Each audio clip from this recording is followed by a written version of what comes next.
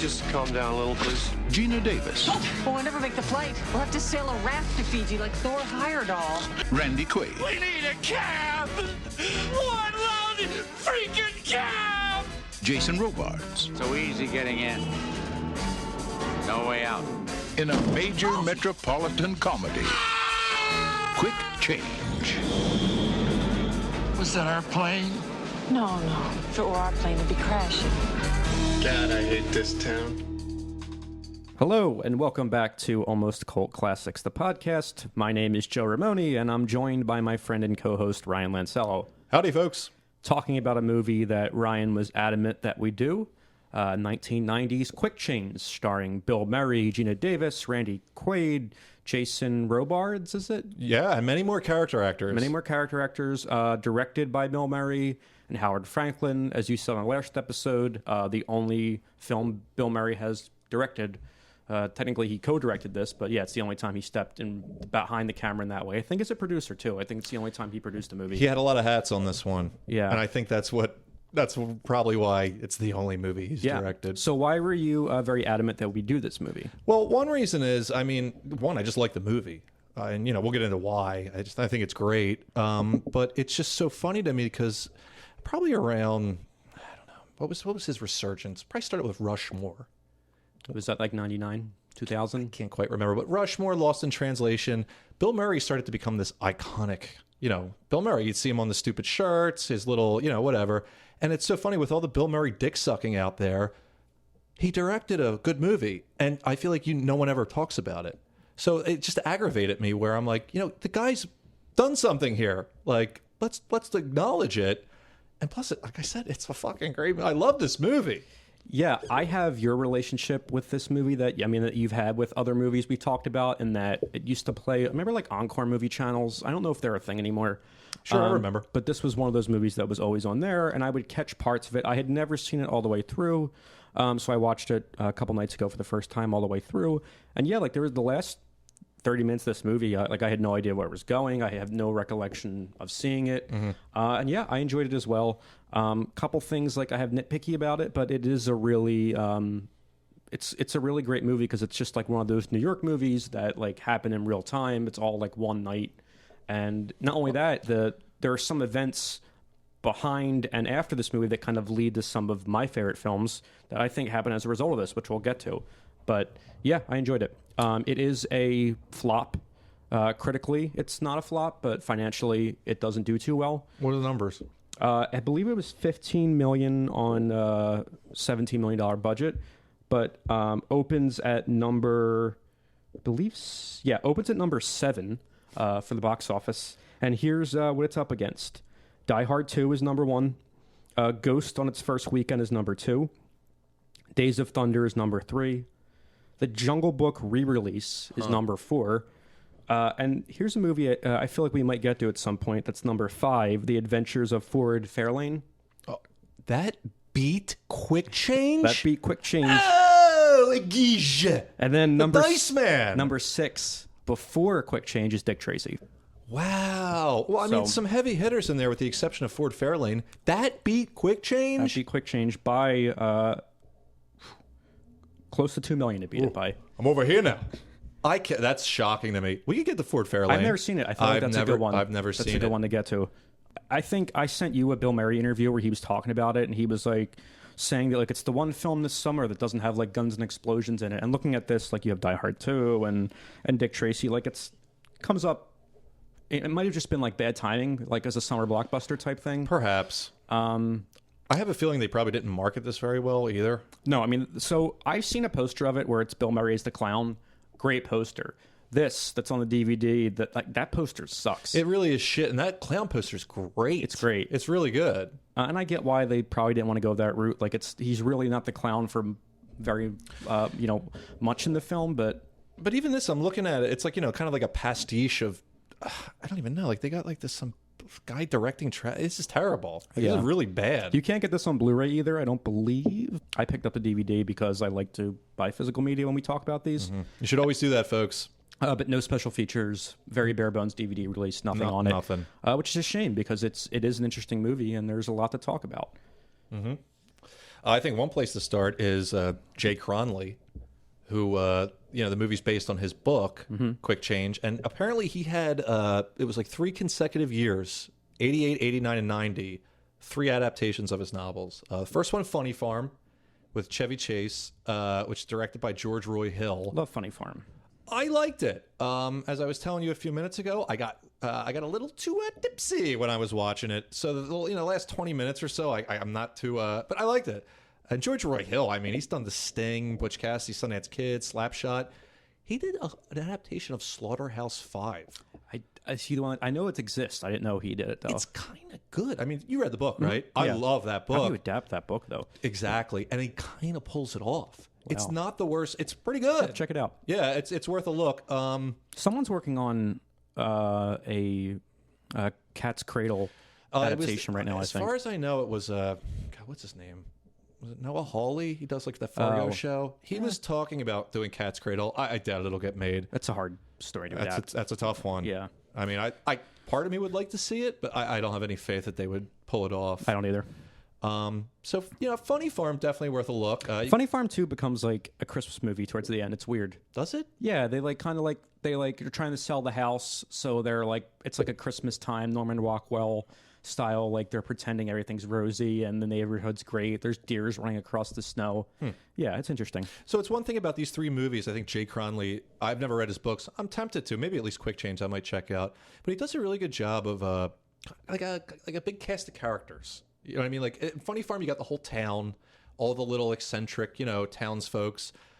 You stick to you jump to the next movie, Let It Ride, and you have this little world of gamblers. That's been suggested a lot, by the way, for us. Dude, I really liked it. It wasn't the greatest movie. It's kind of stupid at points, but it's this is a spoiler-heavy podcast. Yeah. But the whole premise is Richard Dreyfuss is kind of a.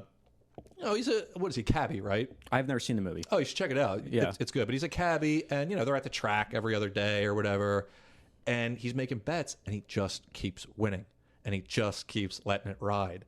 And it's one of those movies, and I'll say this, too, about Quick Change in a second, he wins. He never loses. It's fucking awesome. He just Is it like the keeps same day winning. it happens? Same day. Okay. Yeah. It's really So good. we're seeing a theme there. It's got his buddy in the movie is David Johansen. For you who don't know, he was the lead singer of the New York Dolls. And I always remember this as a kid. It was really weird. He transitioned into this Buster Poindexter character that was like this weird lounge act. Yeah. Everyone remembers this, at least if you grew up in the 90s. It is hot, hot, hot. That song was everywhere. That was him. He was like, Was that your Gilbert Gottfried impression? I guess it was my Buster Poindexter. This is my Gilbert Godfrey. He's like feeling hot, hot, hot. I'm very hot. But most people probably know. I never really saw Scrooged, but I think he's the Shameful. I think he's the ghost of Christmas Past. Oh, okay. That's He Dave- looks like Gilbert Gottfried a little bit. A They have little like a bit. similar. Hey, Is he in David the car Johansen's- 54 with? Yes, okay. that's him, and he's enormous. He's a Yeah. giant guy. And me and you have met Gilbert. He's a very Yeah. tiny man. Yeah. But what's it called? I've never seen Scrooged. Why is it? It seems that people don't like it. No, people love Scrooged. People like it, but it seems critically. It's What is it? Why I've never really watched it. it's I don't know. It's a very dark movie. I think that might Christmas movies at that time were so family friendly and happy. Like Is that it's just what a it very is? dark, upsetting movie. I had no idea Richard Donner did that. Yeah. I had no clue. But yeah, so Let It Ride, I really liked it. It's kind of it's almost cute, but it's a good movie. You're It's not talking me into this now. It's not the greatest movie, but I'm telling you, it's once again, it's this Jay Cronley guy who really gives you that all the characters in a community, and it's a lot of fun. And when you move into Quick Change, spoiler alert, they get away with it. And I want to put out an all points bulletin to our listeners. I want to know what heist movies they get away with it. It's very rare in heist movies. Ocean's 11, they get away with it. There's a few other ones. I'm like Joe Pesci in Goodfellas. I root for the bad guys, essentially. I want them to get away with it. Nuns on the Run.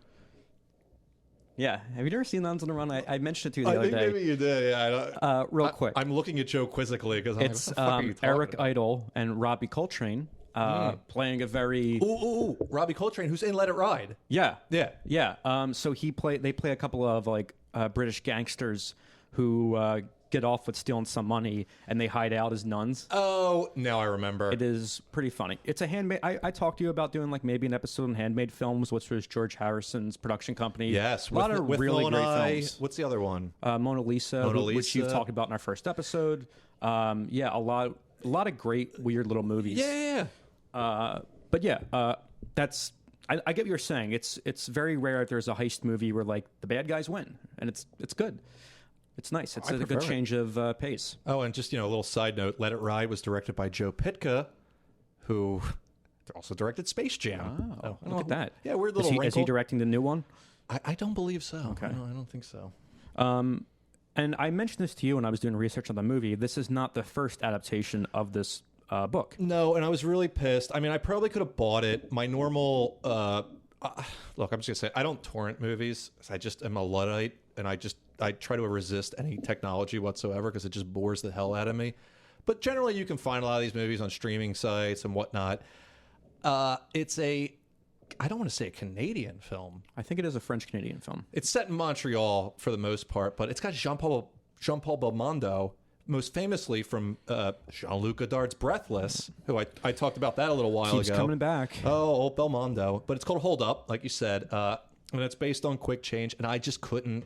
I wasn't going to buy it. I would have loved to have seen it. I'm looking at it now. It is the movie was shot in Montreal, Paris, and Rome. Yeah, I mean, you got Kim Cattrall is playing the Geena Davis character. I would have really liked to seen it. It is a French movie. Yeah. That's 1985, and Quick Change is 1990. So right. So it's a short amount of time in between adaptations. But I do, before we dive more into that, I want to talk about a movie I watched in preparation for Quick Change called The Public Eye, which, much like Quick Change, is directed and written by Howard Franklin. And you've probably seen the poster for this movie. It's Joe Pesci with a... I'm shaking my head no. I don't think anyone knows this movie exists. I saw it years ago because I like watching those weird like solo Pesci movies, and I came across it. I think Kino was doing a Blu-ray sale, and I picked it up. And the poster it's Pesci in like a 1930s-esque reporter's outfit with a camera flashing. Yeah, he's got the big old camera. You got to hold with two hands. And he's smiling with a cigar in his mouth. So looking at that, I was like, oh, this is going to be a slapstick, zany kind of Pesci private eye comedy. It is a dark noir kind of thriller, and it is wonderful. I'm looking forward to watching it. It is. I can't stress it enough. You asked, should we do it on the show? I don't think it. Maybe we'll come back to it at a later date. Perhaps. Fantastic movie, and yeah, Howard Franklin.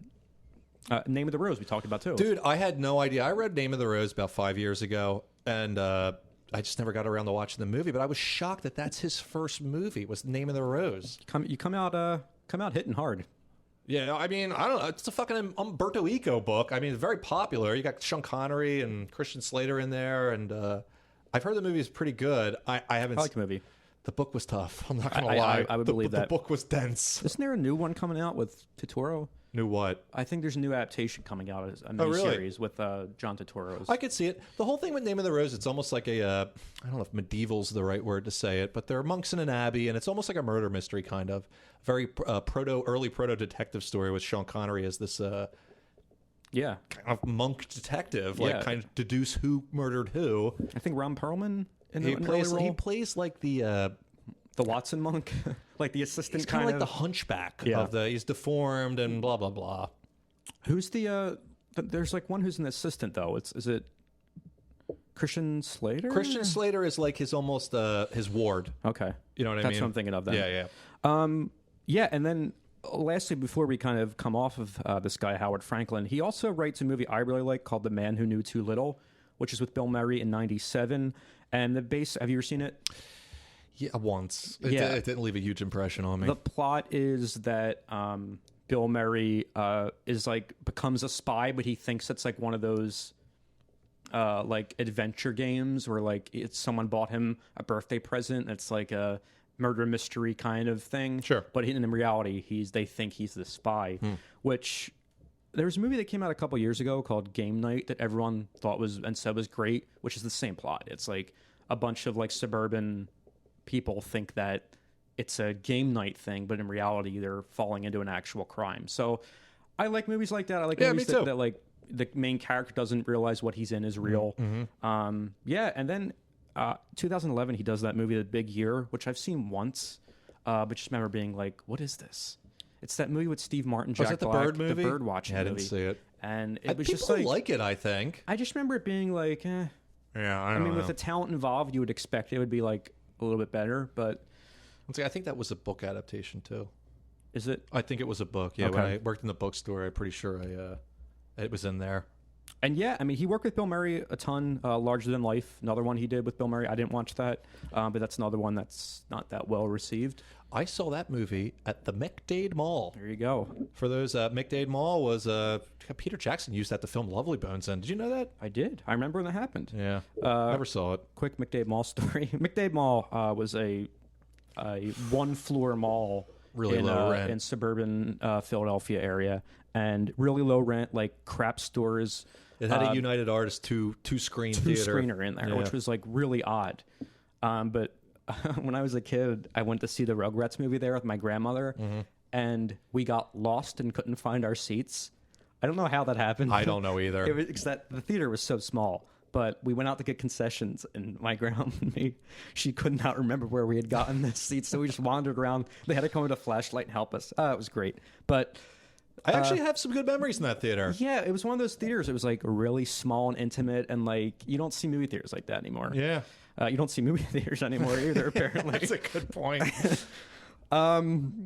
Yeah, so I'm going to let you kind of more lead a discussion on Quick Change. It was your pick. Do you want to go through the plot now? Do you have anything more you want to So say? the movie opens with Nat King Cole's L-O-V-E, and we've all heard the song, L is for the way. You've all know heard it as soon as you hear the first note. You know it's going to be it. And it's great because it opens on almost like a stupid kind of boring bucolic view of New York skyline. It might be the east side, I don't know, but it's over Central Park. You're kind of looking at it and you're like, okay, kind of a standard shot you're starting with, and then it jostles a little, and then it moves down. The jostle threw me off. I don't know if was that intentional or Yeah, they're on a subway. I know, the but- train's starting.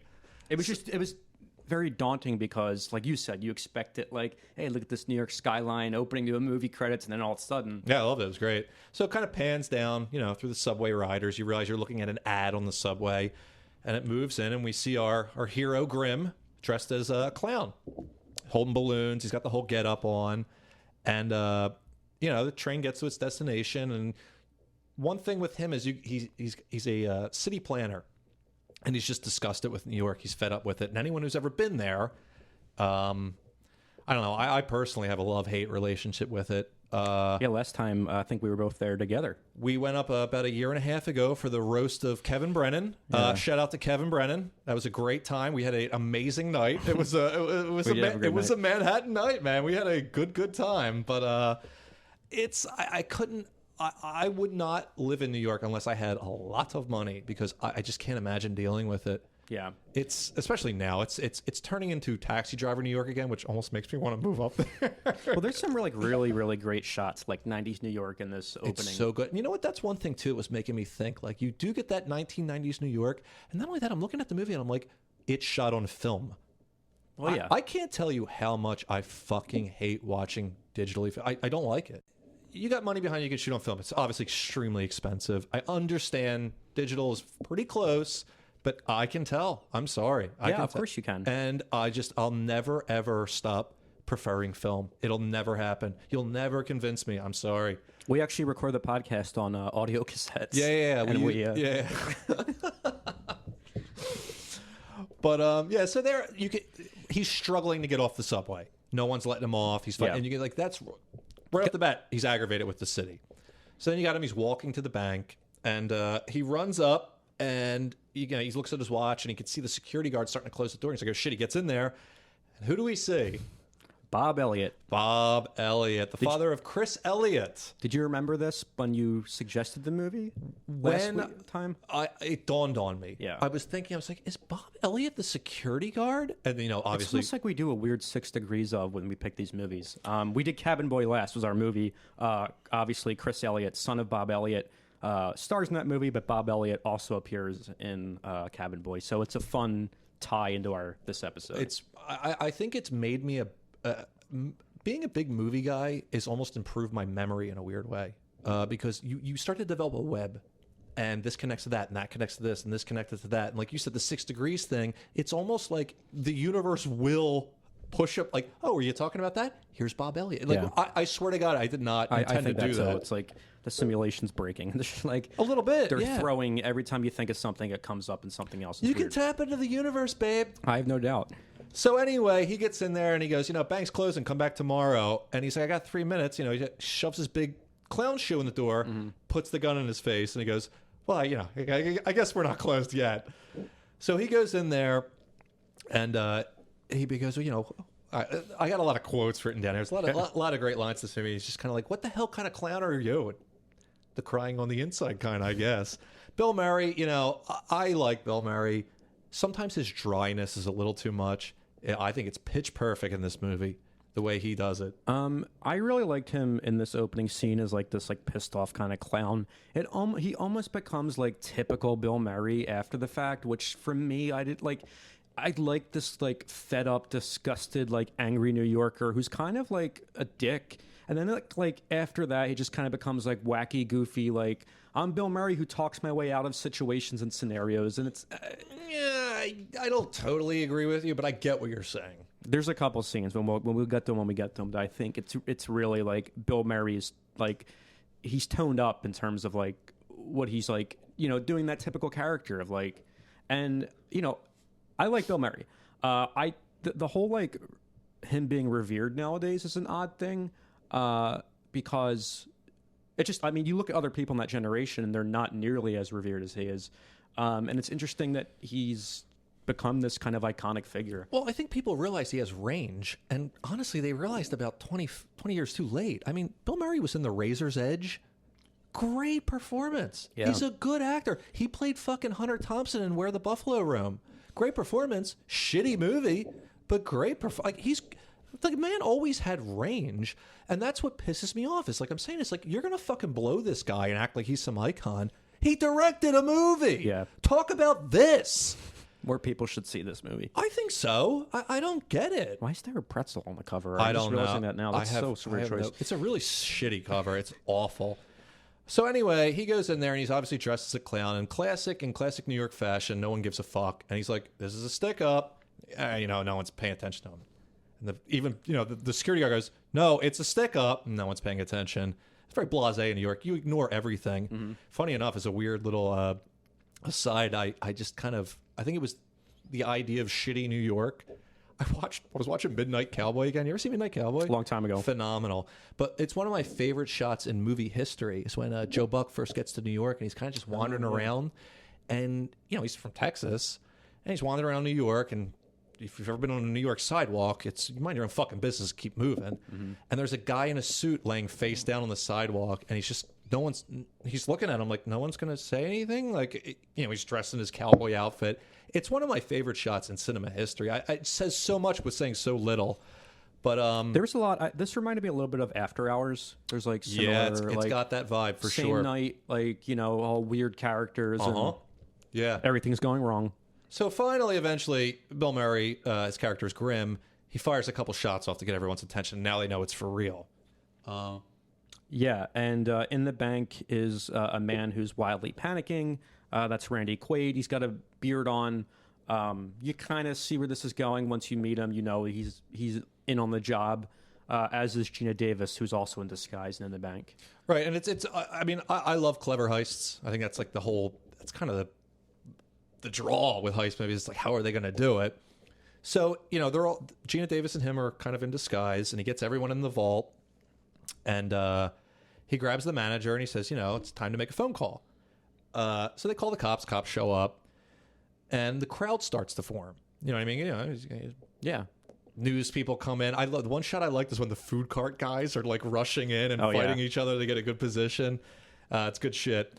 So finally, eventually, Chief of Police shows up. The great Jason Robards as Chief Rotzinger. I got a good Jason Robards story for you. So you ever see The Master, P.T. Anderson movie? No, I have not. I think it's great. But if in the beginning of the movie, basically they're on a naval ship. They're all sailors, and the war ends. There's a World War II. And they're on the boat, and they want to drink. They want to celebrate. So the main character and a couple other guys, they pop down to the missile bay, and they start taking the fuel out of the missiles and mixing it up into like basically a concoction to drink to fuck you up. Well, apparently, Jason Robards told that story to P.T. Anderson. He's like, we did that. Wow. And then P.T. Anderson just used it for the movie. Yeah. So it happened. Like, it's kind of interesting. But, so Ratzinger shows up, and now Grimm's talking to him on the phone. It's one thing I really liked is he calls him, and Bill Murray answers. He goes, Mom? This is Ratzinger. It's like, who are you? Where's Mom? Again, though, but like typical Bill Murray it's stuff. Very typical Bill Murray. It's good, but like it's again this clown that you see in the beginning of the movie who's just like angry and pissed off, like, and then to see like Bill Murray one-liners. For me, I would have rather him like just kind of stayed straight most of the movie and been dry and not done. I these, see what like, you're saying. He does got to pop in little lines here and there. But that might not have been him. That might have been like a studio thing. Like, well, this needs to be a Bill Murray comedy. Like, if we're going to do this movie, so Perhaps. it doesn't not work. It's just I'm saying I would have rather it been toned back a little bit. I get it. There's other Bill Murray movies where I feel the same way. I'm like, you got your little line in there, didn't you? Like, but I like how he kind of screws with them. He leads them down a different trail. So Ratzinger's like, get your butt out here now, and Grimm goes, I was a nom with a jerk like you, and the cops are all in the truck like, oh boy. Yeah, that's a good shot. They think they're dealing with some guy who came back and he's a little loose. Also, Ratzinger, he refuses to use a hostage negotiator. Yeah. Like, he wants to do this all himself. Right. And that's a fun little... Not while I'm chief. Yeah, he wants to prove that... Jason Robards is so fucking awesome. Yeah, he was great. And, yeah, I mean, and also, like, he's kind of under pressure as a police chief, like, because he's got to get this right. Yeah. So, Grimm makes some demands. He demands a city bus with a full tank of gas, a Harley D XL 1000, a monster truck, and 2 Jet Ranger helicopters. And obviously, he's buying himself time. He doesn't want any of these things or anything. But so now you got all the hostages in the vault. And who's going to go first? Because I think I forget what shows up first. I think they might get the helicopters first, or it doesn't matter. Shows up first. You might be right, but as each time they get a thing, Ratzinger wants another hostage. So the Loomis character, played by Randy Quaid, he's playing the panicky guy. Yeah. And so everyone goes like, get rid of him first. Yeah, like, because he puking in his gloves. Right. So they get rid of him, and he goes, oh, very hysterical Randy Quaid. Yeah. Which is one reason I kind of wanted to do the Ice Harvest, because he plays absolutely... Oh, I forgot he's in that. Absolutely the opposite character. And once again, Randy Quaid has range. So it sucks. I really feel bad for actors sometimes when they get pigeonholed. Not too bad, because they get paid, but... Yeah, but he's great in this, and it's weird to see like he's kind of fallen off the grid now. I don't think you'll ever see him come back the way he did, but he's really good in this. In fact, now he looks like the character with the beard that he plays in the movie. And you know what's funny too? The first time I watched this movie, I was really annoyed by his character, and I watched it like twice this time around. I wanted to watch it. You're like, he didn't annoy me as much as it was actually less than I thought. It works for the character, in my opinion. I want to make a pitch for maybe a future episode, The Adventures of Pluto Nash. I mean, and obviously one of the biggest bombs of all time. Biggest bombs of all time, but he's also... Randy Quaid plays like the robot man. Oh, yeah? Yeah. I've never seen it. It's been a long time, but I feel like there's some... I love Eddie. Yeah, I love Eddie, too. That gets pitched to us a lot, as well as The Golden Child, which... that I'm not interested in. Yeah, I'd rather do Pluto I've tried Nash. to watch that a few times. I just don't feel like there's much there to talk about, really. No, I don't. Yeah, it's just like an Eddie Murphy kind of dud that came out. Yeah, it was... almost like he took... Yeah, I don't care. Yeah. I just don't care. I've never seen it, and I've just never been interested. But Pluto Nash was such an enormous bomb, I have a feeling it's not as bad. Yeah, I'd be interested to take a look at it. So anyway, they get Loomis out. He goes out, and he's all hysterical, and he kind of just, I assume, just drifts away in the chaos of things. And then, geez, I guess he kind of goes back, and, more things are coming in, the motorcycles, the helicopters. Yeah, more negotiations happen. Eventually, 2 things show up, so Loomis... decides he's going to release 2 more, or I'm sorry, Grimm, that's Bill Murray. They're going to release more hostages. This time it's Geena Davis, who is... Why is she picked? Do you remember? Well, what was it exact? I mean, he has that whole thing with the yuppie, with the watch. With the watch. There's the whole watch thing where the guy's trying to buy his way out with the watch, and it's pretty funny. Like, he does that thing where he's like, well, it was $12,000, and it appreciates more every day. And the Grimm character is... Oh, I'd be beholden to you. I have to buy it off you. So he offers him $300 and his Timex, and he's like, and I appreciate that thing more every day. So I think because Typical Bill Murray humor. he had to get the line in, but I think it's the presumption is he kind of hits on her, and she's like very combative back. Right. So they're like, just get her out of here. Out of here before it makes it worse. Right. Yeah. So he then changes out of his clown outfit. And see, that's what I really like. You don't see that. If you notice that the last phone call he makes to Ratzinger, you just see his hand, and then they're both out there, and he's like, "You ready?" Yeah. Well, also while he's on the phone, you see him taping with the money, so you kind of assume that all right, they're gonna make a getaway. Yeah. And then the next shot is of them coming out. So it's Geena Davis and then Bill Murray, who's in another disguise now. He's kind of got like orange hair. And I love how he's really obscured until they get behind the ambulance at Ratzinger. You don't really see him at all, and then it clicks. You realize, oh, this is the scheme. Why would he be so over the top though? As a fake hostage. I'll tell you scene? why, but real quick, I want to get to the bank manager because he's arguing with Geena Davis. Yeah. Grimm. She's Phyllis. We're gonna Grimm, Phyllis, and Loomis. Those right. are our heroes, our anti-heroes here. And I love the bank manager. She does not speak for us. The rest of us, Mr. Clown, we think you are quite brave and manly. And then they get out of there, and I think the reason you're saying why is he so spazzy and is because you want to get an annoying guy away from you as quickly as possible because they're annoying and they don't really have much to tell you. I get that, but I feel like the more of a character you are, the more memorable you are. Like, Ratzinger had bigger fish to fry. I guess. As far as he knows, the clown's still in there. Look, I'm not trying to nitpick the plot of this movie. I did like when because he's very, but the man was an animal, ripping out phones, urinating on desks. And this is the good part. Phyllis sees a little bit of paint behind his ear while he's doing it. He don't know it's there, but she sees it, and obviously all the cops are distracted. But I gotta. It's like he's like, he was an animal. He goes, baby, up your butt with a coconut. I think he was prepared to do it. Except I saw no coconut. He had no coconut to my knowledge. By all means, it's fun, but when you put it into perspective of oh, he's supposed to be one of the hostages. Why are you talking? Why are you giving all this information? Again, nitpick. Once again, I think he makes himself so annoying where it's like, okay, this guy doesn't have much offer. Can we get him to the What side? about Geena Davis? She's not being annoying. But there's a robber in the bank. That's the main thing Right, to so focus on. These two hostages are safe. Are you good? Are you okay? Can you tell me anything? No? He has no coconut? To the side with you. And then they obviously drift away.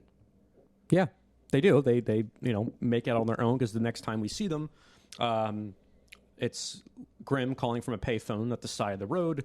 They've got champagne ready because they've made it. They've gotten out. They're out. And they're going to keep stringing along the police and asking for more demands, keep calling from payphones and keep tricking them.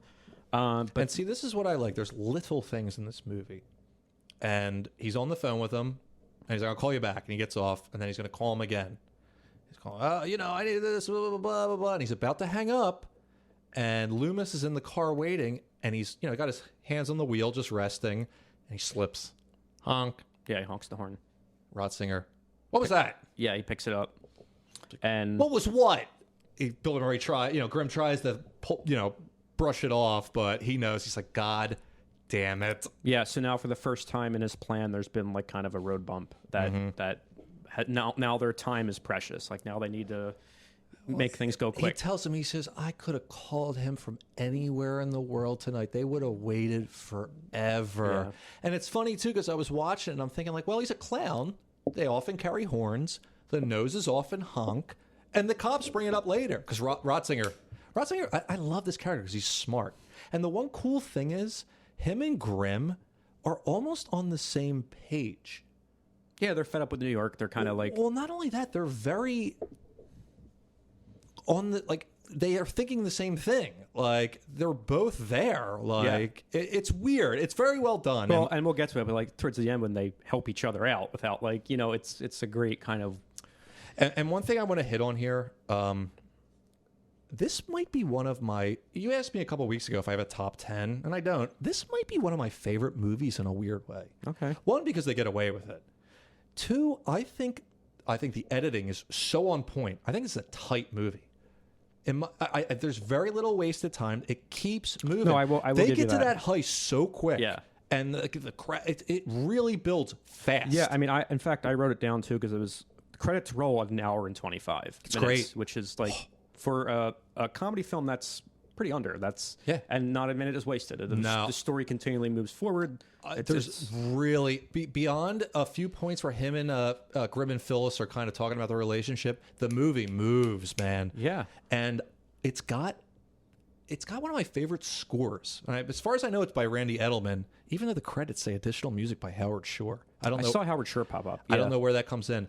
I think the score, I love it so much because it works so well with the movie. It's got that great, like it almost does that, and then the organ comes in, and then you got the bass line and the horns. It tells you how to feel almost. It really is deployed in great spots. Yeah. So the horn honks, the police have recorded this for conversation, obviously, so they can play it back and isolate the horn. Ratzinger immediately catches on that they're not in the bank anymore. Right. In the meantime, as they're trying to make their getaway, there's some construction going on a sign that leads to the BQE, which diverts them further. And now we start to see, and a lot of people bitch about this. They go, well, there's so many movies in New York, blah, blah, blah, blah, blah. Well, look, New York, it's a character. And now you start to see it with these construction workers. And like, I'll get on board with that too. I am a little tired of movies in New York. But once again, if you've never been there, you should probably go to New York. It is a character. You can feel it when you're there. There's something else about it. Yeah, that's a very like film thing to say, but in this case, it's pretty true. Like the location's a character. It really is, man. Yeah. Like like I said, you can feel it when you're there. There's something else, but yeah. So they got these guys. They can't get to the BQE because they're doing construction on the signs or whatever. And I love this shit because the guys are totally unhelpful. They got some woman up in a tenement screaming at him, "Shut up! You shut up! Yeah, shut up!" Yeah, it's back and forth, and they're trying to get directions. No help at all, and it's a great line from Bill Murray. I want to thank you guys. You could have given us help, but you've given us so much more. And the guy goes, that's why we're here. They're going to make you take a shot every time there's a Bill Murray quip. Look, I get the criticism against that. I've made it myself many times with him. To me, it works perfectly in this movie. This is the character where that Bill Murray dry, sardonic attitude works. Again, not arguing it. I'm just saying I think that this movie, it's a detriment in certain ways, but I also think that Bill Murray got they wrongly started to write every single role for him like that, and it just became grating after a while.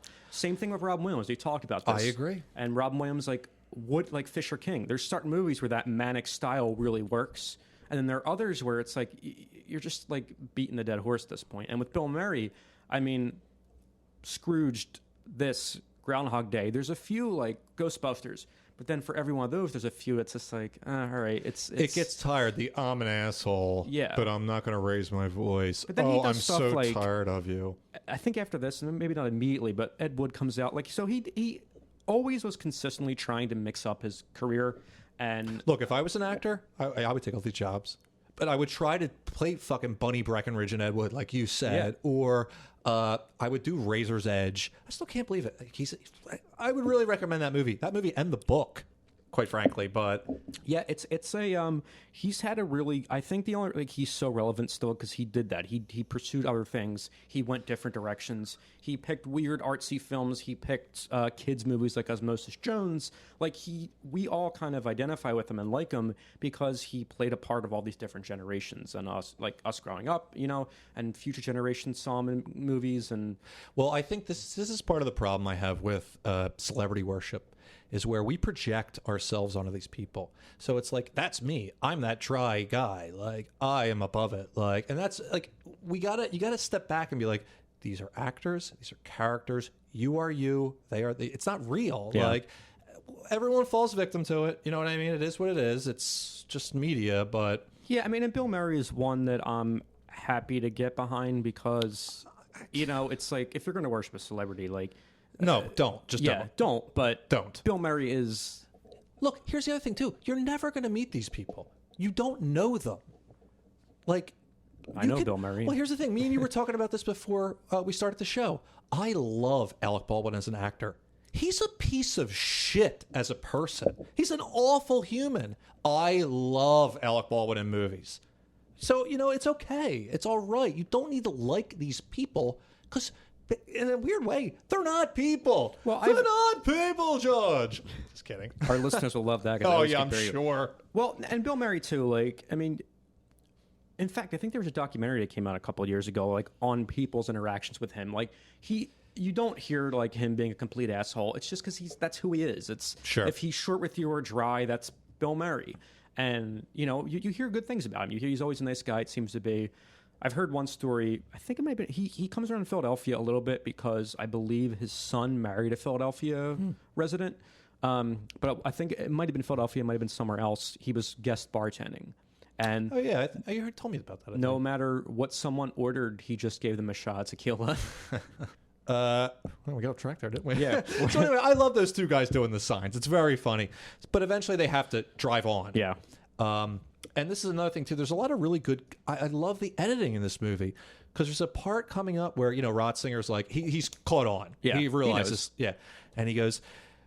every second they're getting farther away. Smash cut to Loomis backing the car up. To the sign. He's going in reverse. It's great. I love. It's just really good stuff. And then we come to the Mexican Bicycle yeah, joust the of jousters. honor. Which it's funny. The first time I saw it, I'm like, that's stupid. And the second time I saw it, I'm like, this is hilarious because it's not only them jousting. They're basically in the parking lot of a church. The priest is there. A guy's holding the chicken. A bored woman is smoking a cigarette. And it's great too because after the joust, one of the bikes, the priest catches it and he throws it down in disgust. And then us kid solemnly starts ringing the bell. It's hysterical. And Loomis goes, "What's he go? Bad luck just seeing a thing like that." It's hilarious. Yeah, I mean that. Honestly, that's probably a typical New York. You probably see things like that. It's a very big city. Yeah, and it's great. That they see these little weird things happen along this journey. I enjoyed that about it. So they're lost. And Yeah. here's another thing: I've driven through Manhattan. I've driven through Brooklyn. It's not hard to get lost. Brooklyn, is that the? Did I say I think you Brooklyn? said Brooklyn. My tongue caught my lip. Brooklyn. Yeah, Brooklyn. It's not easy to drive through New York. No, you, not at you all. can get lost very, very easily. And I'll say this: this is the part of the movie. This is probably the one part of the movie where I'm like, is where they come across that guy in the convertible. This is it's a little. Who is I forget his name, but he played Randall Flagg in the original The Stand miniseries. Okay. He's got the evil look. He's perfectly cast. He's Yeah. If you're looking it up, who the actor is here. Yeah, keep talking. I'm going to see if there's. He's good, and he's sitting there. They see this guy polishing a convertible, and they pull up, and Loomis goes, "Can you help us get to the BQE?" And James Sheridan. by James the way. Sheridan, yeah, good actor, great in The Stand, by the way. But He's like a clean cut kind of white guy. he's got Iowa plates, Yeah. and he goes, "Of course." And, Grimm walks up and he's talking to him and they got the map on the hood and he's like, "And there you go." And he goes, "Thank you so much." And he goes, "Is everyone this nice in Iowa?" And he looks at him, he goes, "Huh?" And he goes, "Your plates." And then he goes, "Oh, that's a stolen car." So it's kind of funny, but it's like, why is that guy polishing I the agree. convertible in some random corner in the barrio? What are you doing? Yeah, alley.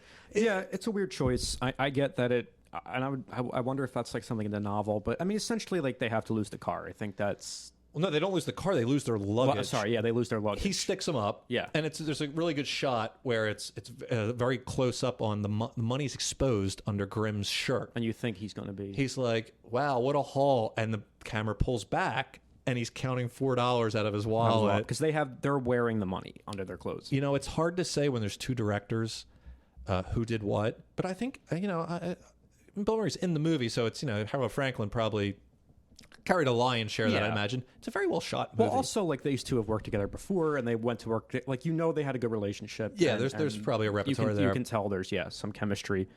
But so they lose their not a repertoire, a rapport there. Yeah. They lose their change of clothes, so now they're even in more times pressed because they could get picked out because they're wearing the same clothes they were as hostages. Luckily, Phyllis had left some clothes in her apartment for the super. She lived in Bushwick, I think. Yeah, this scene I was a little confused by. So if you can, I just So the apartment, she still had things in it, but it was leased by someone else, and then they think that they're robbing the apartment. Like, I don't know. It was just a little. Housing in New York is odd.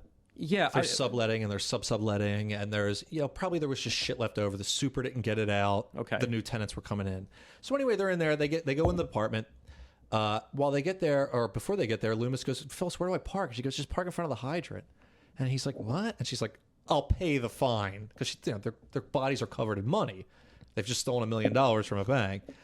So, of course, they park in front of the hydrant, and they go in there. And this is one of the great things about this movie. There's so many good character actors in here. And this one's tragic, obviously, because he would have become one of the greatest, in my opinion. But they're in the apartment. They get changed. Grim and Phyllis are having a little, almost like a lover spat, kind of. And he goes to pick the TV up, right? well, because the pants with the keys were under the TV. Yeah. So they go to pick the TV up. Phil Hartman walks in, Mr. Edison, and it looks like they're ripping the place off. He shuts the door real quick, opens it back up just as quick, and he's got a gun. Yeah. It's a great little... Yeah, it's good. And you think like he's going to run away, and then he just comes back in with the gun. Phil Hartman has got to be one of the biggest tragedies Of course. in Hollywood history. Yeah. I don't know, entertainment. What could have been. Yeah. It's a very sad, case, but... John Lovitz blames Andy Dick for that, by the way. I have heard that. Yeah, and, he says Andy Dick got the wife back on coke, and... Yeah, I mean, look, there you can. What do look I at- know? You can look at that case, and I'm sure pull as many. It's just any way you look at it, very sad because kids get left behind, and Phil Hartman never gets to achieve his full potential, which is sad. But he leaves behind a lot of these great little character roles. So he's in there, and he's like, this happened 3 times in the village. We got ripped off 3 times. It's not going to happen here. And, as this is happening, of course, a building across the street is on fire, and the fire truck shows up. And Loomis is watching this while Grimm's trying to talk down Mr. Edison. Yeah. Do not shoot them. And it's great because, like, every guy, the firemen are smashing out the windows to get to the hydrant, and then they try to move the car, but it just rolls away right into the park. Yeah. Car's dead. Yeah, it's when this happened like that. And again, ties into After Hours, where it's like it's rare you see a movie where like so much goes wrong for the main characters, because a lot of these movies like you have to kind of have a little bit of redemption, and you have to. This it's just like one after another, like things go as wrong as they can, And they have to get out of it. and they have to get out of To it. keep Yeah. moving, they got to get to JFK. They got to get to the airport because they got that flight to Fiji. So eventually, he talks Edison down by kind of playing on his. He realizes he tells them they're moving up to Woodstock and blah blah. And he goes, Yeah. I was at Woodstock, and he starts to go like, what happened, man? Like, he plays on that, and that's one thing Grimm does really good in this movie, as you'll see. You mean plays Bill Murray and talks his way out of situations? Yeah, he does that pretty well in this movie. Pretty damn well. And that's really sticking in your craw, isn't it? No, again, I'm just saying I wish there would have been less of that in this particular I don't know. film. What do you want him to do? Sob? No, He's I know, confident. but it's just, yeah, I get that. But like in the beginning, he comes off as just so nasty and mean and fed up. And like it kind of like, as the movie goes on, he kind of becomes like... Throwing people off the trail. I know, but he really is... All right. Yeah, we'll agree to disagree on that one. I don't think it doesn't work. I'm just saying I would have liked less of it. But the Fair film enough. needs to happen. The plot needs to happen. So Yeah. It works. So basically, Edison kind of relents. He realizes the score because basically he goes, he's talking to his wife and he's like, he's doing this for you. He's willing to pay, $1,600 for this apartment. Blah blah. He's like, $1,600? We're paying $2,600, and then like that kind of diffuses everything. Yeah. He's like, you know what? Just get down here. Meanwhile, everyone's out of the bank. And this is like a scene I like. The bank manager's thanking Ratzinger for getting his house alive. He's like, but I need to let you know, the bank's going to bury you in the press. Like, Yeah. they need to blame somebody here, and it's going to be you. So now Ratzinger's back is really against the wall. Like, he's got to get the clown. He's gotta get them. Must get the clown. And it's funny, too, because there's a weird thing here. There's, once again, it's that parallel between Ratzinger and Grimm, is that Ratzinger looks up and he sees construction on like one of those beautiful old New York buildings that they're ripping apart to put in some new piece of shit. And he goes, what happened to this city? Cut to Grimm looking at Nouvelle Versailles. Doing the same thing, yeah. Yeah, going, God damn, they're just going to rip the whole thing out. And this goes back to, the destruction of the old beautiful Penn Station in the 60s. Like, Yeah. you can't stop the march of time, I suppose. I don't know. But yeah, that old New York is gone. Weird aside. I'm on Jason Robards' Wikipedia page, he was married to Lauren Bacall. Did you know that? I did not know that. Yeah, they were married from 61 to 69. Good for him. Yeah, good for absolutely. Yeah, he is really great in this, and I'm glad that even as he got older, he got to still do roles that were, really great character roles, because it is a really good role for him. And again, their car is gone now, and they have to get a ride. Is this when the taxi comes in? I think so, but it's like that weird dynamic in the movie, which I really like, is that you're rooting for them to get away, but you're also rooting for Ratzinger to kind of catch them. You don't want Ratzinger to fail. It's an interesting and that's why dynamic. I like the end so much, because everyone wins essentially. But there's another great cut here where Ratzinger kind of laments. He's like, just think, he's like, the three of them are out there probably screaming with glee, and it cuts to them in a dark street. Taxi, please! They're offering $10,000 and a blowjob, and the cab just goes right by, and Loomis starts freaking out. He's on the ground moaning and crying, and then a taxi pulls up. Well, what's funny is that I remember watching the opening credits of this movie, and three names stuck out: Phil Hartman, Tony Shalhoub, and Stanley Tucci. Absolutely. And I had kind of forgotten about Shalhoub.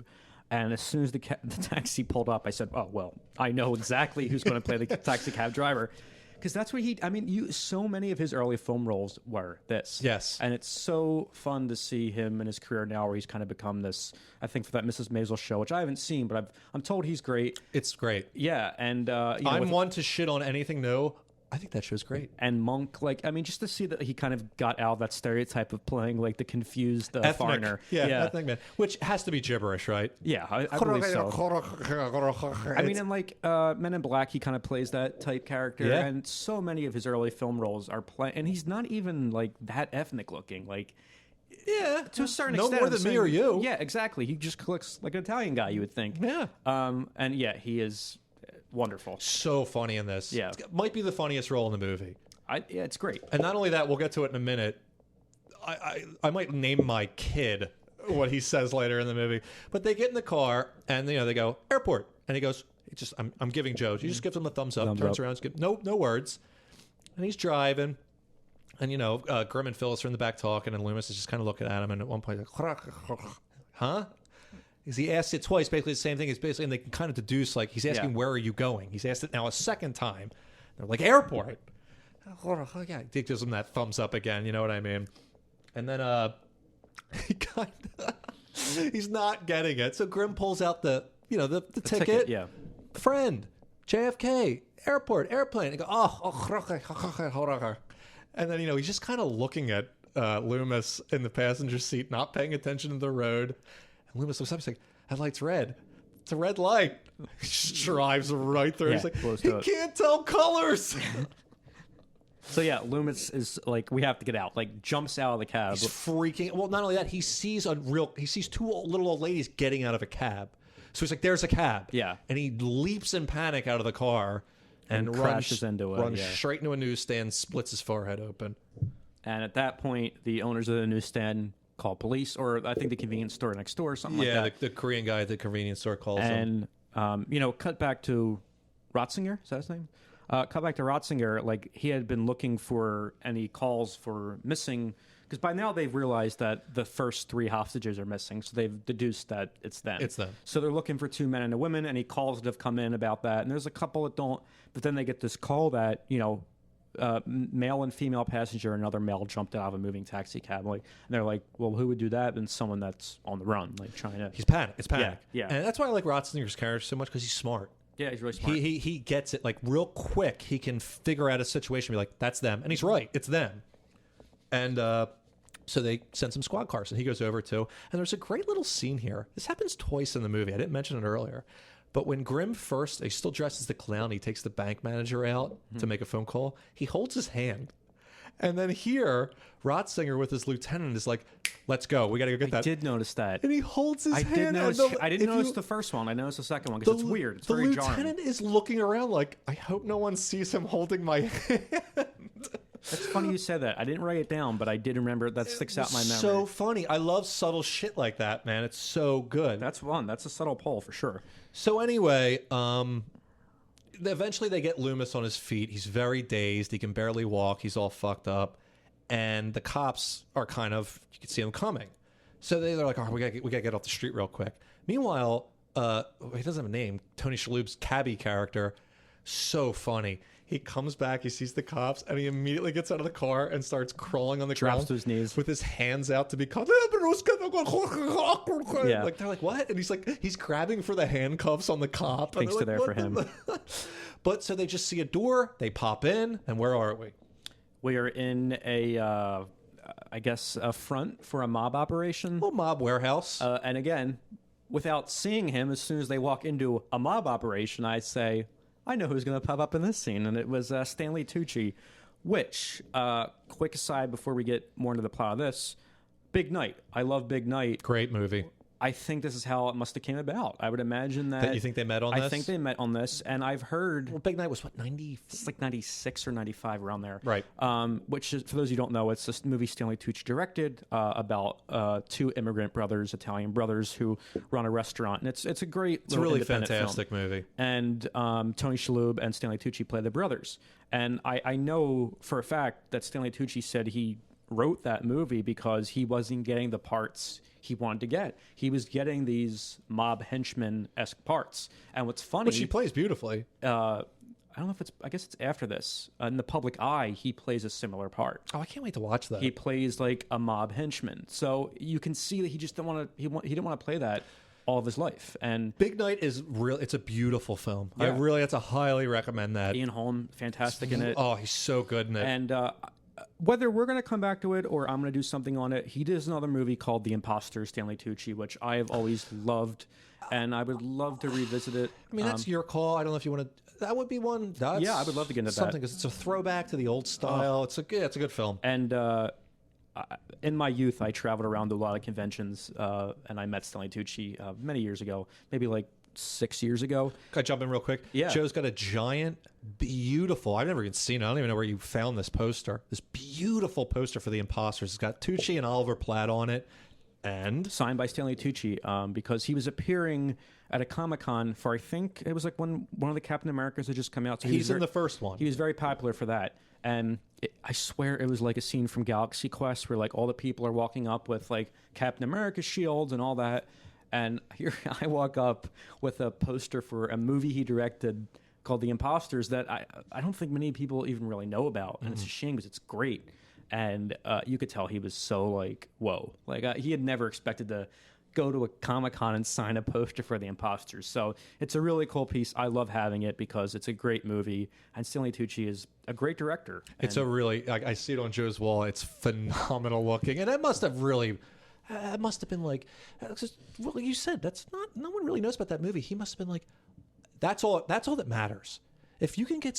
You did it. You got one person. If you can reach one person, it was all worth it. Yeah, well, and I made sure when I met him, I said, thank you for making this movie. Because I feel like when you make a movie that kind of falls away after years, you think no one thinks about. But, like, for me, that movie was huge. Like, I bet you $1 million he remembers that. I'm sure. I hope he does. I because guarantee you that sticks out in his head. Just like you said, he's getting Captain America shit, and all of a sudden someone walks up with a rare Imposters poster. Yeah, The Imposters. I don't even know if you can get it anymore. It might be out of print. Netflix had it for a little bit on streaming.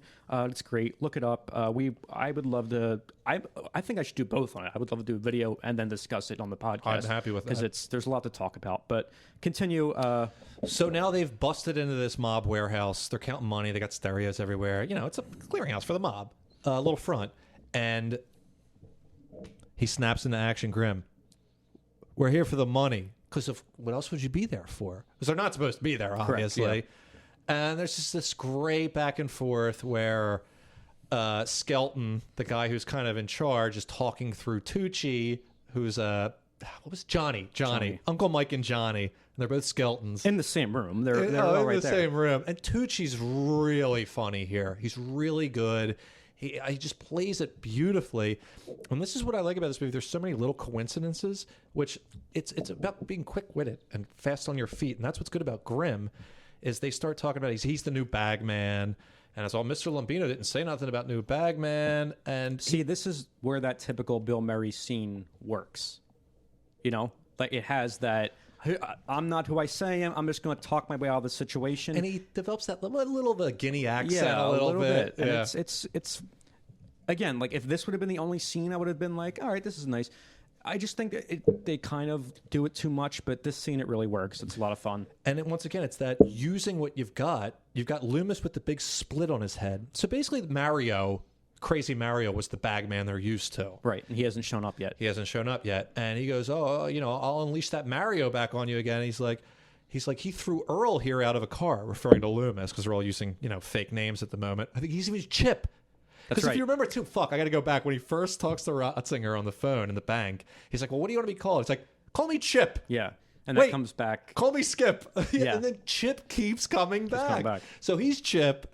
But he's like, look, Mario did Earl right in the same spot he did Johnny. And then you got Loomis and Johnny looking at each other, and they both had the same scars on their head. Yeah. It's great. So he convinces them eventually. And by the way, these guys work for Mr. Lambino, the big crime boss, who's apparently hiding out in Nevada. He owns the city, essentially. Yeah. But he's not in town. He's he's hiding out in Nevada. And I don't remember, do they end up walking away with more money because of this? Do they give them money? They get $6,000. Okay. So they get out. Everything's golden. Mm-hmm. They're fine. Loomis is like, you just ripped off the mob. Phyllis is all turned on or whatever. Even though she's not, once Loomis is like, she's very back and forth. Yeah. Which is fine. She's moody. Did we get to the point? She's pregnant. She wanted to tell. She wanted to tell him earlier. Yeah. But so she's worried about that. She's kind of up and down with this whole thing. Yeah. And now police are all over the area because of the convenience store thing. And I think this is the point they try to get on the bus. They see a bus pull up, and Grim goes, "That's good luck. Let's get on that bus." Yeah. So this is great. Philip Bosco, who's the most anal retentive bus driver on the planet, of all time, refuses to bribe, refuses to take anything but exact change. You must have exact change. So Bill Murray sneaks back into the convenience store, where he waits in what I will consider to be an accurate representation of every line I'm ever in. Yeah, it's great, too, because before he gets in there, he's watching the bus and kind of walking sideways, and he bumps into a cop. Yeah. And he's like, oh, sorry. But this is the part of the movie where, because, the bus driver goes, you have exactly a minute and 46 seconds until I leave this stop. So he has to go in and get change. My palms are sweating during that scene because, time's passing, and the woman in front of him has a ton of shit. It is so accurate. I mean, especially living in a city, I can't tell you how, and because you live in the city. Yeah. But everywhere you go, this happens, and even pandemic times, it's even worse now because it's just cashiers are shortage, there's not that many, and it's just every day I find myself stuck behind someone who's just like, well, this should have come off, I had a coupon here, and oh wait, behind the counter, can you grab that? I do and this, it's great scene because it always happens when you're in the biggest hurry, and naturally, always, no matter what. And of course, 2 cops are behind him in line, so he can't make a big fuss. He's just trying to get change, and he starts finally she's done. He's helping bag. He's helping bag her stuff. Yeah. I love. There's a great part. He grabs a big 2-liter of Pepsi and just smashes it into the bag. That's the last thing he puts in the bag. It's great. So then finally, the guy behind the counter is giving him change. Of course, he has to bust out a new roll of quarters. Yeah. They go over. Grimm's helping him pick it up. 26 seconds left. He's not going to make it. He gets out. Finally gets the change. Gets it just in time. Meanwhile, Mario, this is the best part. While he's in the store, Mario now shows up to the warehouse. Gary Howard Clark, who plays Mario, yeah. And he's the... Anything else? Or he's one of those faces you'd probably recognize. I think I've seen him maybe in things before, but he's the actual Mario. And he realized, he goes in to get his $6,000. They don't have his $6,000 because they just gave it to someone else. Yeah. So door busts back open. Yeah. You see Johnny, Stanley Tucci, get thrown out. When it's great, too, because the scar opens up on his head again. Yeah. He cracked his fucking head again. He's bleeding. So now, Mario's on the street fighting with them. Grimm's now out of the store. All of a sudden, the Tony Shalhoub cabbie sees him. Where are they? Mario's going, where are they? They point to the bus. Grimm is on the bus. Everyone's rushing towards the bus. The cops go after Mario. Yeah. And this is what I love. This is how this movie is. I think it's shot well. I think it's just edited well. As the bus is leaving, camera pans out that back window, and Ratzinger is pulling up. Yeah. And he knows Mario. He's because he tried to collar Lambino years ago, right, and he slipped away. So he knows all these mob guys. Yeah, so now he starts to believe that it's the bank heist is an inside job with the, what is the guy's, the Lambino. Lambino. He thinks it's an inside job with the mob because all of a sudden you have these cops show up, you have Mario on, so he ends up taking the cabbie and Mario into his car, and he's hauling them around the rest of the movie. So real quick, Philip Bosco plays the bus driver. Exact change, as Lee obviously said. But there's a great line where, like you said, Bill Murray's trying to give him like 100. And Bill Murray goes, have you looked back in this bus? I don't think anyone's going to object. And Bosco goes, I look back there every night, friend. That's why I conduct my affairs in a clean and hygienic fashion. Hygienic. So funny, man. And can we talk about there's like a guy on the bus and a woman shaving his head? There's a woman shaving her head. There's a guy in a weird suit putting in he's got a knife in his thing. Yeah. Like, it's just all the weirdos on the bus. By the way, I haven't been on a, like you said, I lived in the city for a while. I haven't been on I never got on a bus. I loved the subway. I'm a big train guy. Loved the subway. I never got on a bus. Never. So the bus is going, and they're on the bus, and this is when Bill Murray finds out that Grimm finds out that Phyllis is pregnant. It's so hard. Me and Joe have talked about this. It's like, do we refer to the character names, the actor name? We're going to try as much as we can to stay on the characters. There's some weird character names, though, to be fair. I like them. They are Grimm, Loomis, and Phyllis. But, yeah. So this is like the quote for the movie, in my opinion. So they got Mario, and Ratzinger's interrogating him. And he goes, "Are you working for the clown?" And Mario had no idea what he's fucking talking about. He's like, "Clown?" He's like, "What are you talking about?" He's like, "Is Lambino back in the clown?" Like, no clue. So then they drag in Tony Shalhoub again, who looks bad. He looks scared and sweaty and just awful. And he goes, "Well, what's this?" And he goes, "Well, I said, get an interpreter, not an interrogator." They were interrogating him. But get him a soda. Yeah, he uncuffs him. You know what I mean? He realizes he's not a part of it. He's just a cab driver. And the cab driver knows where they're going. But nobody knows what language he's speaking. Yeah. There's no clue there. So anyway, he's talking to Mario again. And I'm just going to call him Tony Shalhoub. Because he doesn't have he's cabbie. He's like, yeah. And Ratzinger's looking at him like, what? And he goes, Bluff Tony, which is Bluff Tony. Yeah. It's so good. So Ratzinger points to Mary and he goes, Bluff Tony? No. Bluff Tony. And this is the best part. It sucks because it's audio, but he's doing the big wheel thing. Yeah, he does the bus. I'm driving the... And then does the waves to him. Hank. Bluff Tony. He goes, and Ratzinger, very smart. They're on the bus. Yeah. They're on the bus. Shalhoub is a great physical comedian. He doesn't get a lot of credit for that. No. But he is a great physical... he does a lot of it in Monk. That's why I always love Monk so much, because like he's able Monk to... was great. He always is able to do those kind of like physical comedy gags. He's really talented like that. And so, yeah, I mean, Ratzinger's onto them. He kind of puts it together. I don't know. He doesn't realize they're going to the airport until the bus gets pulled over, but we'll get to that. So there's that part where... there's another stop on the way to the airport, and that hippie kind of tries to get on with the guitar. Oh, that's right. And he can't get on. And Phil Bosco, the bus driver's fighting him to like, you're wasting my time here. He's very on the thing. Grimm just gives him the $6,000 they got from the mob. Yeah. Says, start your life over. Get off the goddamn bus. Yeah. And there's another great shot because after this, Phil Bosco's like hunched over the wheel, like he must keep up his time. Blah blah blah. Yeah, but they get off the bus, and when the bus does get pulled over, they're obviously not on it. And this was kind of confusing to me. They get off the bus, and then like there's for some reason like a luggage cart just driving through the street. Before that, they get off the bus and they're basically in kind of an industrial area, almost no lights, very dark, and they're like, "Where are we?" And a plane flies overhead, so you kind of know they're going for the airport, and.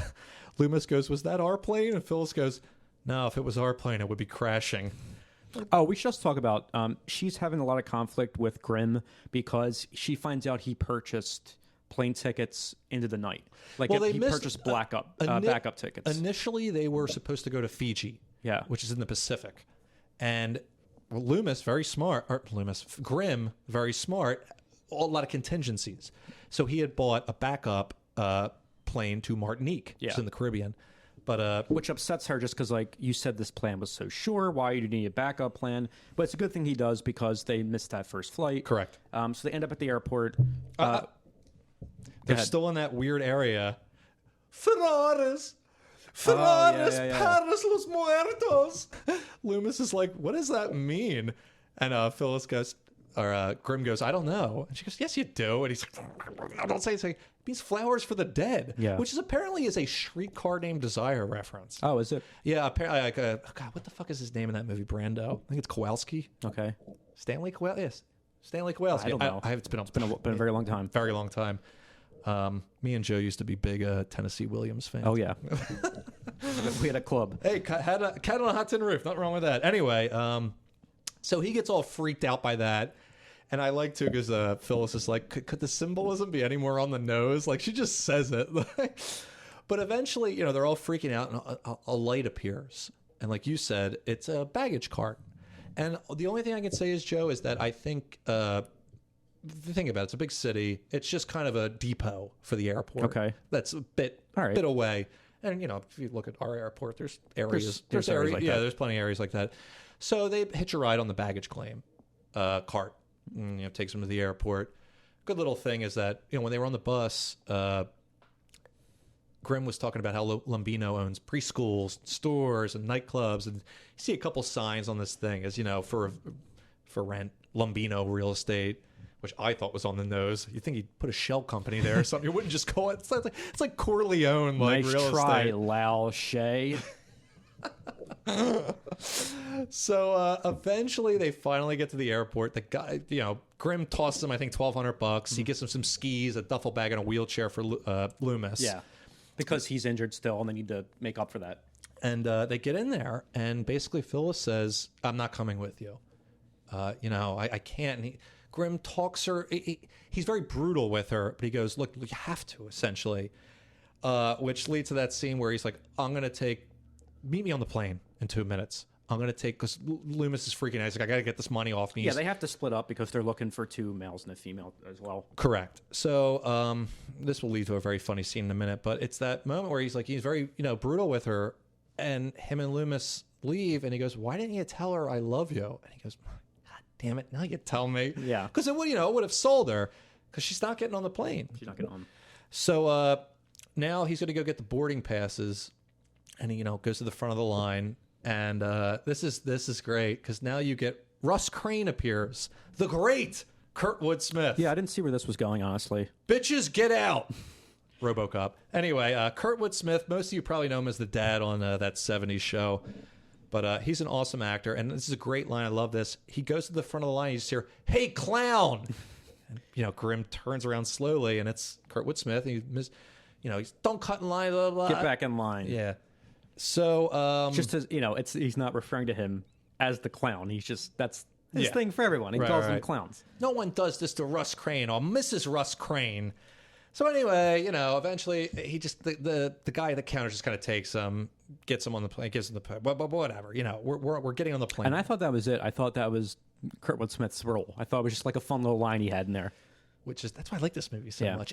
This movie really lets you figure. This is how I know I hadn't seen this all the way through before, because when I didn't know where it was going. Right. And eventually Loomis and Grimm get on the plane. Hold on a second, because you're missing a really funny scene. Loomis is freaking out. He wants to get the money off him, so they're going to put it in a duffel bag, a little carry-on. So they're in the bathroom. Oh, you see a guy in a suit, some fucking white hair, some guy, older guy. He's washing his hands, and you see the 2 set pairs of feet in the stall behind him. And there's a lot of,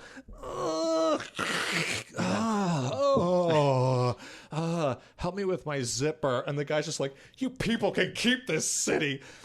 And that guy comes back, which is so funny. He's on the airplane. So finally, Grimm and Loomis get on the plane. They get on the plane. You see the guy there. Yep. You also see Russ Crane and his wife. So they get on the plane. And, there's that debate of, I got to go back for Phyllis. You know what I mean? Like, I got to do it. And, Loomis sits down or whatever. And basically, Rotzinger has deduced now where they're going, what's going on. He's figured it out. So, and by the way, as you said, Russ Crane's on the plane. Him and his wife are having champagne in first class, and she's having a Bloody Mary. I hope it's not too spicy, honey. And he's shouting that he hopes no one's ruining Mrs. Crane's, beverage service. Yeah. And as Grimm gets up to leave the airplane, he sees. Well, he's doing that. And this is the funny thing too. Mrs. Russ Crane hasn't spoken yet. She doesn't talk. He talks for her. Yeah.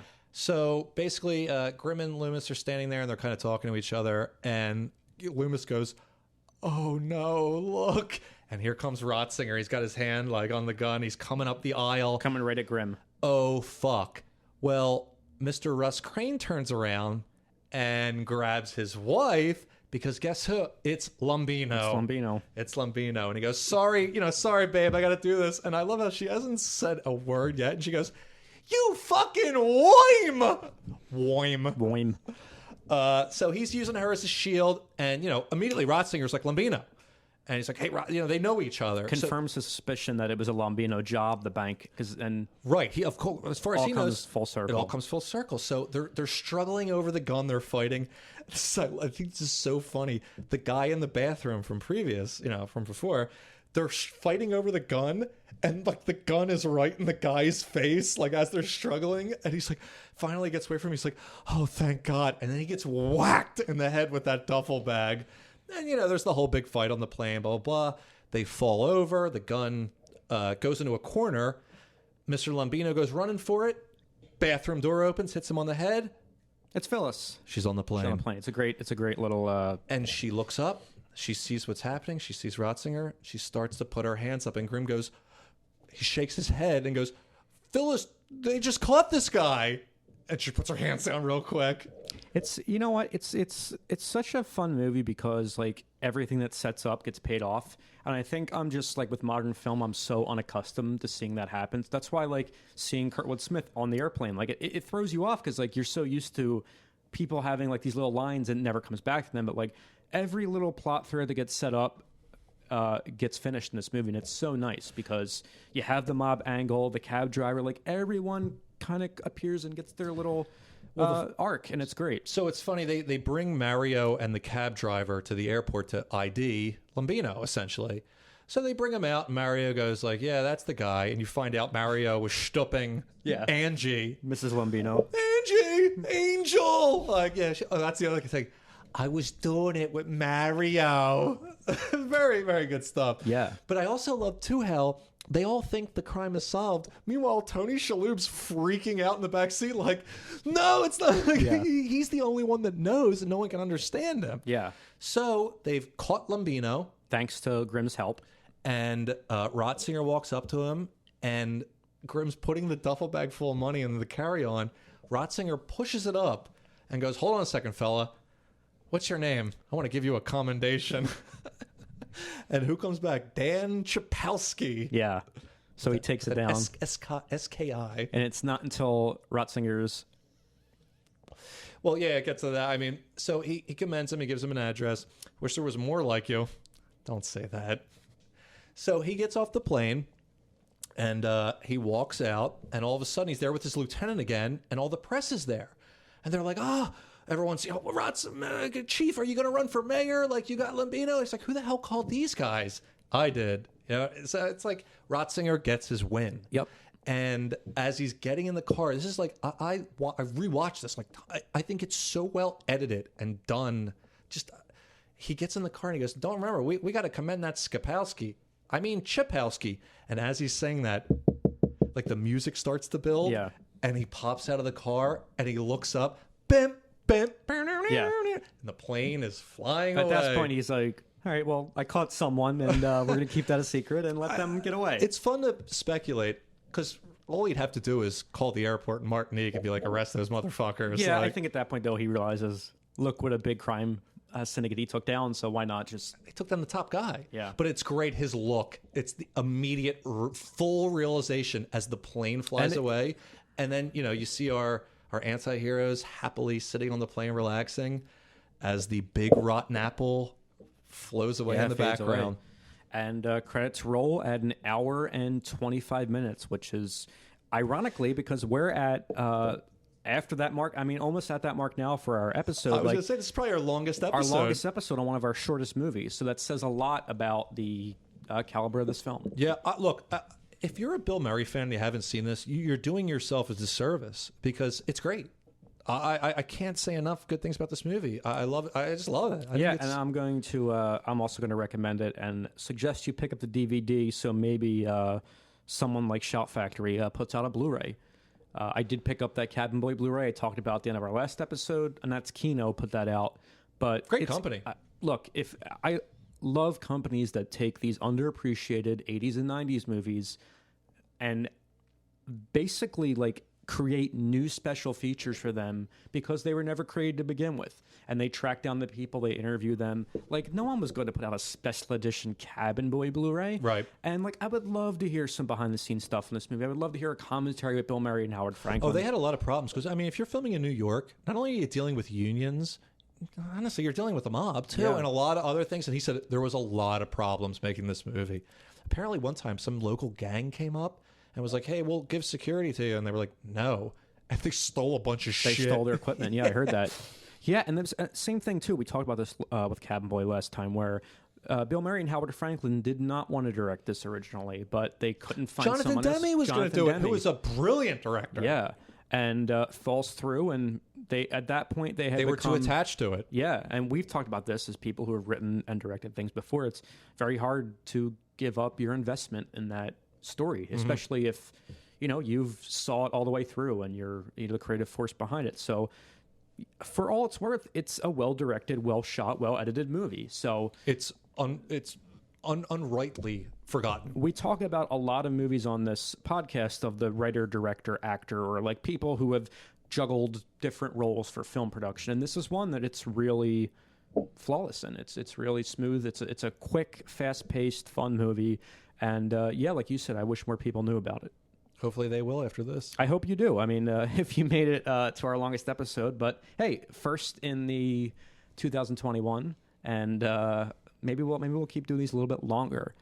So being that it's a new year, I did want to point out that we were keeping our Patreon combined with My Hats Off Entertainment Patreon, which we just felt was getting a little confusing. So we've created a new Patreon just for this podcast. I know in previous episodes, we've talked about wanting to do more Patreon content, but the fact that we're starting this new Patreon is really giving us the motivation to put out content just relative to this podcast. Almost Cult Classics, the podcast, is always going to be free. But the continued discussion and, the elaboration, we're going to start putting that on Patreon. And, we want to do a lot of really crazy shit. We want to start doing interviews with people because people are reaching out to, especially Joe. No one's reaching out to me. People who are involved in some of these movies that we talk about. So there's a chance to dig a little bit deeper. And not only that, like I think we've talked about doing some commentary tracks. We've talked about doing stuff that's going to be really awesome. I would love to do a call-in show. I don't know if anyone is interested in that. Logistically, we'd have to figure it out. Yeah, I mean, I really do want to push that we are going to develop a lot of exclusive Patreon content. And we're not just saying that to get signups. We really do want to... No, big push. Big push on new content. Yeah. What's the URL there, Joe? It is going to be patreon.com/almostcultclassics. So can't mess that up. It's all, everything's Almost Cult Classics, the website.com. I mean, find us on Twitter, find us on the website. You can get all that information.